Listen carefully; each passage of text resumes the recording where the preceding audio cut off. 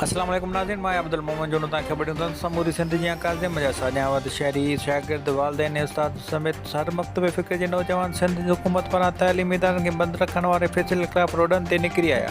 Rally तइलीम जे बहाली ऐं सिंध हुकूमत जे फ़ैसिले जे नामंज़ूरीअ जा नारा हणंदी सिमाट होटल खां प्रेस क्लब काज़ी चौक पहुती, जिते अॻवाननि मोहम्मद अली सित, नूरदीन मांझो, PTI अॻवान अफ़ज़ल बालादी, कामरान खोसो, यासीन जतोई, नौजवान शागिर्द ताहत अॻवान अल्ताफ़ खोकर, प्राइवेट स्कूल अॻवान doctor Shabir Chandia, civil society अॻवान ऐं ज़ेब जतोई SUP अॻवान समेत ॿियनि मीडिया सां ॻाल्हाईंदे चयो त कोरोना वायरस खां बचाव जे आड़ में सिंध हुकूमत सिंध जे तइलीमी इदारनि खे कोरोना जे आड़ में मुसलसल बंदि रखी सिंधी क़ौम खे जालत जे तरफ़ धिके रही आहे।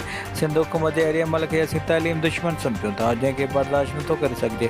तइलीमी इदारनि खे तालाबंदी वारो ऐलान फौरी तौरु वापसि वठी तइलीमी इदारा खोले शागिर्दनि मां बेचैनी ख़तमु थी वञे।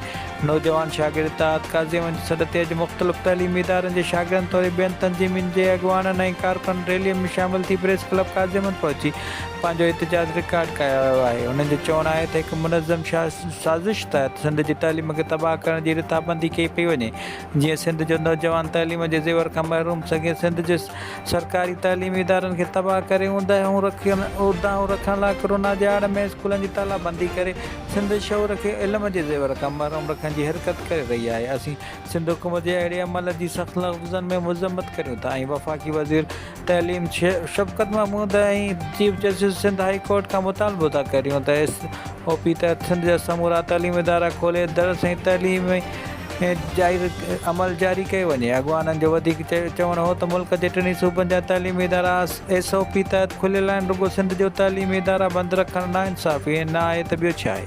अॻवाननि चयो त पहिरीं शागिर्द यूनियन खे ख़तमु करे शागिर्दनि जा हक़ तलब कया विया, हाणे वरी तइलीमी इदारा बंदि कया पिया वञनि। असीं मुतालबो था करियूं त शागिर्द यूनियन ते लॻायल पाबंदी ख़तमु करे सिंध जे नौजवान शागिर्दनि खे आज़ाद फ़ज़ा में तइलीम हासिलु करण जो हक़ ॾिनो वञे।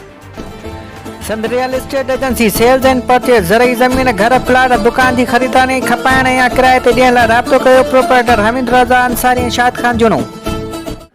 वधीक तफ़सील लाइ विज़िट कयो असांजो वेब चैनल AMJ न्यूज़ काज़ी अहमद।